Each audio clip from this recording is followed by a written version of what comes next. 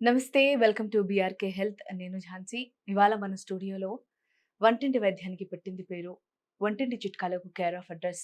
ఇంకా చెప్పాలంటే దాదాపు 35 సంవత్సరాలకు పైగా ఈ వంటింటి వైద్యానికి సంబంధించి, ఆయుర్వేదంకి సంబంధించి ప్రముఖ నిపుణులుగా మారిపోయారాయన. ఆయన మరెవరూ కాదు, డాక్టర్ చిట్టిబొట్ల మధుసూదన్ శర్మ గారు. ఆయన మనతో పాటు ఉన్నారు. ఆయనతో మాట్లాడదాం. నమస్కారం సార్. నమస్తే.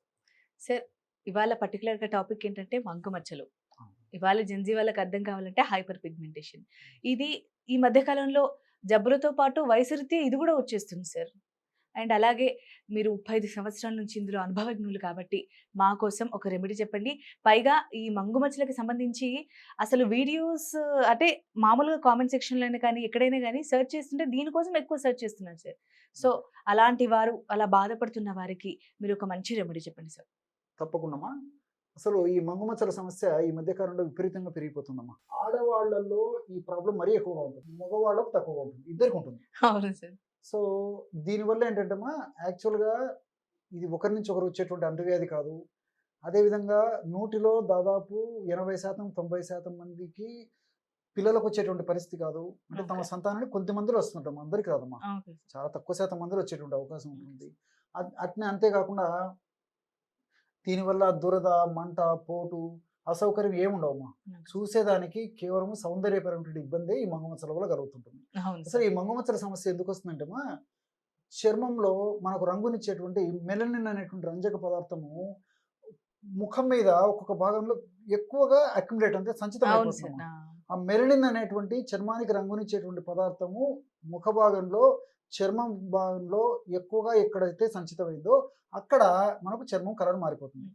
సార్, అది మెల్లమెల్లగా ముఖమంతా కూడా వ్యాపిస్తూ ఉంటుంది సార్. అది అవును. నిజమేనా? అవునమ్మా. ఎగ్జాక్ట్‌లీ అమ్మా. Okay sir. సో, ఫేస్ అంతా వ్యాపించేటువంటి అవకాశం ఉంటుంటుంది. లేకపోతే ఈ భాగంలో హ్మ్. కొంతమందికొచ్చేసిన పరిస్థితి అవుతుంది. కొంతమందికి ముక్కు మీద వస్తూ ఉంటుంది. హ్మ్. కొంతమందికి గడ్డ మీద వస్తుంటుంది. ఇదంతా పెరిగిపోయి కొంతమందికి నుదురు మీద వస్తుంటుంది. అవును సార్. అదేవిధంగా ఈ యొక్క రంగు గూడమ్మా హ్మ్. కొంతమందికి బ్రౌన్ రంగులో ఈ మచ్చలొస్తాయి. కొంతమందికి బ్రౌను, బ్లాకు కలిపినటువంటి రంగులో కొంతమందికి హ్మ్. మచ్చలొస్తాయి. కొంతమందికి బ్రౌను, బ్లాకు, రెడ్ కలిసినటువంటి రంగులో ఈ మగ మచ్చలొస్తాయి. ఓకే. సో, సౌందర్యపరంగా వికృతిగా కాంచడం వల్ల ముఖ్యంగా మహిళల బాధ వర్ణాతీతమ్మా. అవును వాళ్ళు సార్. 10 మందిలోకి వెళ్ళలేరు. 10 మందితో మాట్లాడలేరు. 10 మందితో సరదాగా ఉండలేరు.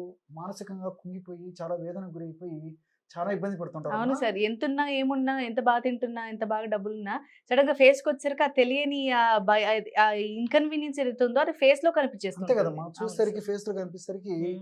మరి ఆడవాళ్ళు కాన్ఫిడెన్స్ అంతా పోతుంది. పోతుందమ్మా పోతుంది. హ్మ్. సో, ఈ సమస్య ఉన్నటువంటి మగవాళ్ళు కూడా బాధపడుతుంటారమ్మా. అవును సార్. మగవాళ్ళకి కూడా ఎందుకంటే 10 మందిలో కలిసినా వీళ్ళు కూడా కొంత ఫీల్ హ్మ్. అవుతుంటారు. హ్మ్. ఆడవాళ్ళలో ఎక్కువ శాతంలో ఉంటుంది. అవును సార్. మరి మంచి టిప్ అమ్మా. హ్మ్. ఇంతకుముందు కూడా గత కొన్ని వీడియోలో కూడా మంచి మంచి అనుభవపూర్వకమైన టిప్స్ అవును చెప్పడం సార్. చాలా జరిగిందమ్మా. చెప్పడం జరిగింది. ఇంకా కోరుకుంటున్నారు. ఇంకా ఏమైనా మనకు వంటింటి వైద్యంలో ఉంటే చెప్పండి. ఇంకా అంటే ఒక్కొక్కరికి ఒక్కొక్కటి పడుతుంది సార్. యెస్. యెస్. కొంతమందికేమో అది పెట్టంగానే ఒక్కొక్కసారి వికటిచ్చినట్టుగా ఏదో పింపుల్స్ వచ్చినట్టు ఉంటుంది. అలాంటి వారికి మీరు ఒక 2, 3 రెమెడీలు గనుక యెస్. చెప్పినట్టయితే ఎవరికి ఏది సూట్ అవుతుందో అది వాడేసుకుంటారు సార్. ఎగ్జాక్ట్‌లీ అమ్మా. ఓకే కాబట్టి సార్.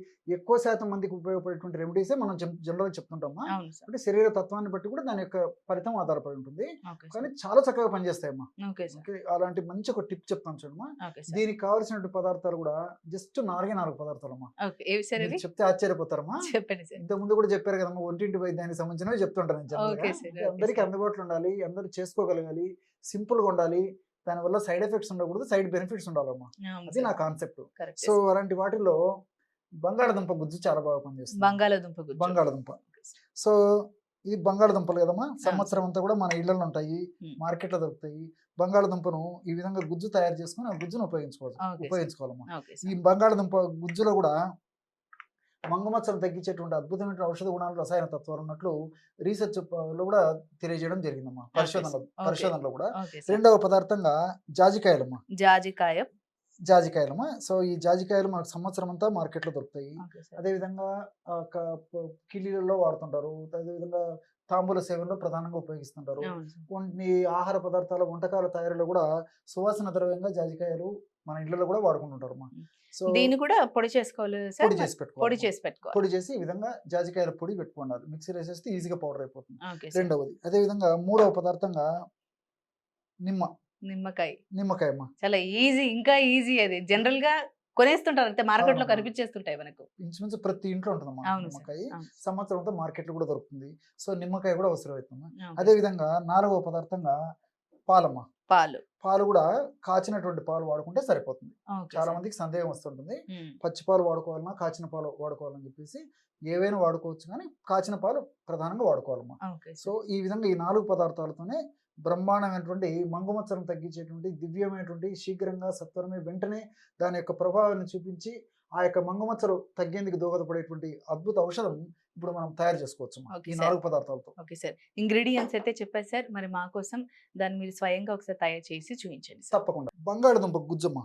మనకి ఎంత అవసరమైతే అంత తీసుకోవాలమ్మా. హ్మ్. కాబట్టి బంగాళ సమస్య ఎక్కువగా ఉంటే ఎక్కువ గుజ్జు తీసుకోవాలి. హ్మ్. సమస్య కొద్దిగా ఉంటే కొద్దిగా గుజ్జు తీసుకుంటే సరిపోతుంది. హ్మ్. కాబట్టి ఓన్లీ బంగాళదుంప మచ్చలపై అప్లై చేస్తే సరిపోతుంది కదా సార్? సరిపోతుందమ్మా. మిగతా చోట అప్లై చేసినా అది మంచిగానే ఉంటుంది కానీ దానివల్ల ప్రాబ్లమ్ అయితే ఉండదమ్మా. Okay sir. మిగతా మచ్చలు లేనటువంటి భాగంలో చర్మ భాగంలో తగిన దానివల్ల సైడ్ ఎఫెక్ట్స్ కానీ ప్రాబ్లమ్స్ అయితే ఉండవమ్మా. ఓకే. సో, మనకు తగినంత ఎంత అవసరమైతే అంత తీసుకోవాలమ్మా. Okay sir. కాబట్టి సమస్య ఎక్కువ ఉంటే ఇలా కొద్దిగా ఎక్కువైనా తీసుకోవచ్చు. Okay sir. ఆ విధంగా బంగాళదుంప గుజ్జు.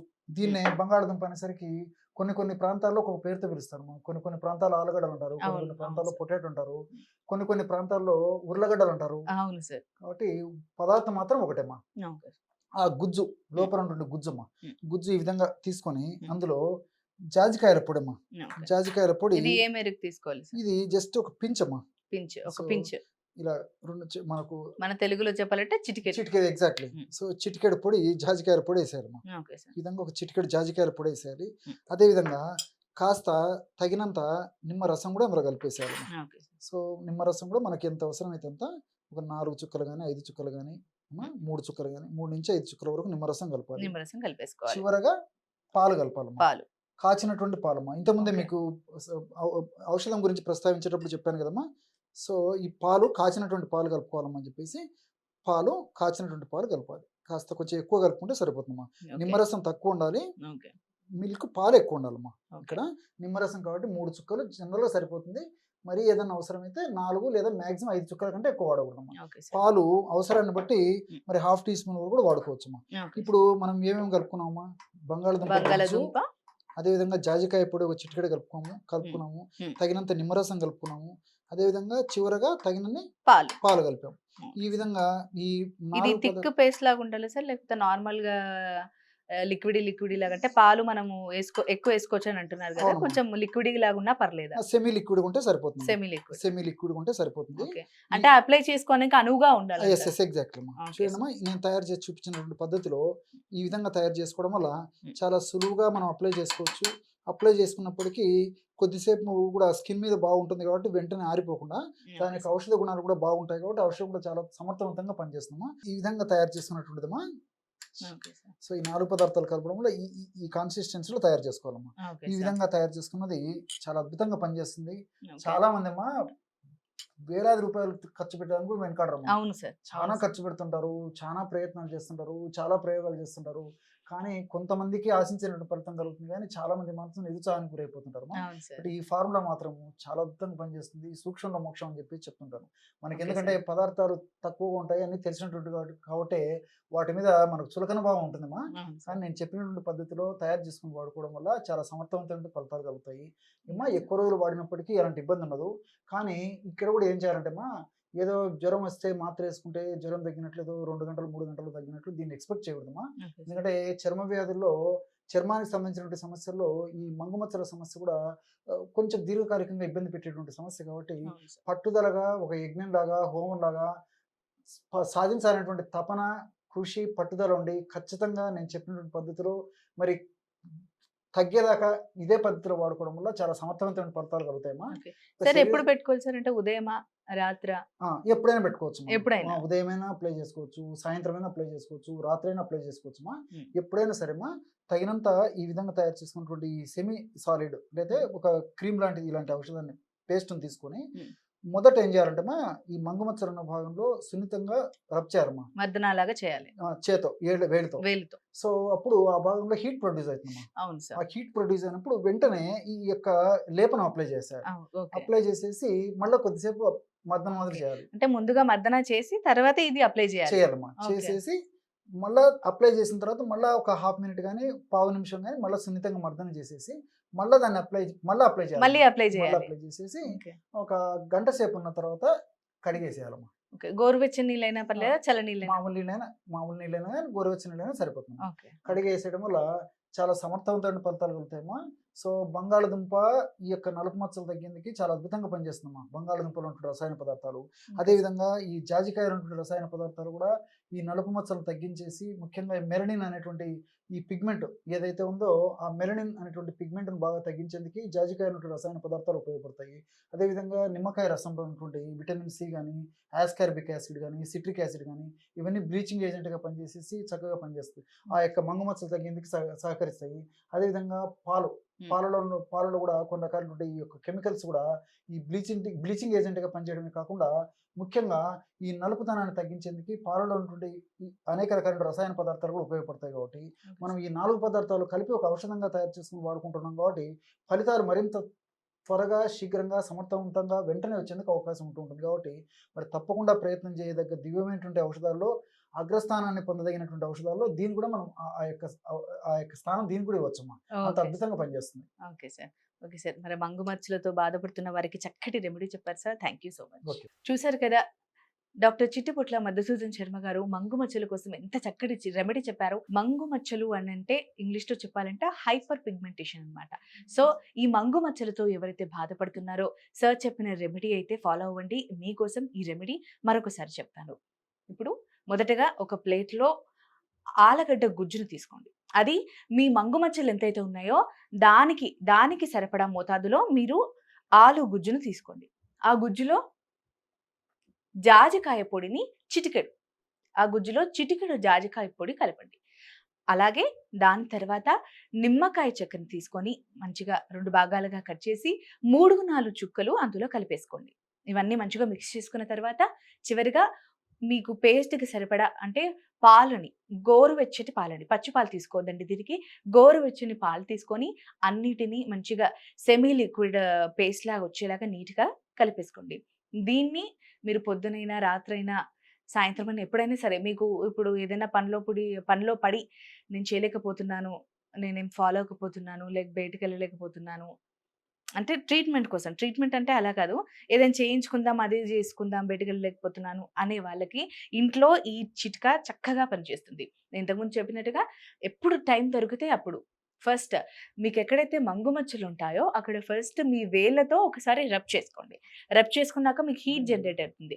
ఇప్పుడు నేను ఏదైతే చిట్కా చెప్పానో దాన్ని మీరు హ్యాండ్తో ఒకసారి రబ్ చేసుకున్నాక దానిపై దీన్ని మంచిగా నీట్గా అప్లై చేసుకోండి. అప్లై చేసుకున్న తర్వాత కాసేపు ఒక 1 మినిట్ 2 మినిట్స్ అయినాక కొంచెం డ్రై అయిపోతుంది. దాన్ని మీరు మళ్ళీ మర్దన చేసుకొని మళ్ళీ ఈ పేస్ట్ని రీఅప్లై చేసుకోండి. ఇలా అప్లై చేసుకున్న దాన్ని ఒక గంట పాటు మీ ఫేస్ పైన ఉంచేసుకోండి. ఇంకా చెప్పాలి అంటే టైం దొరకలేదు, ఇంత చెప్పినా కూడా టైం దొరకలేదంటే మీరు ఇంటి పనులు స్టార్ట్ చేస్తూ ఉంటారు కదా, దానికి బిఫోర్ అప్లై చేసేసుకోండి.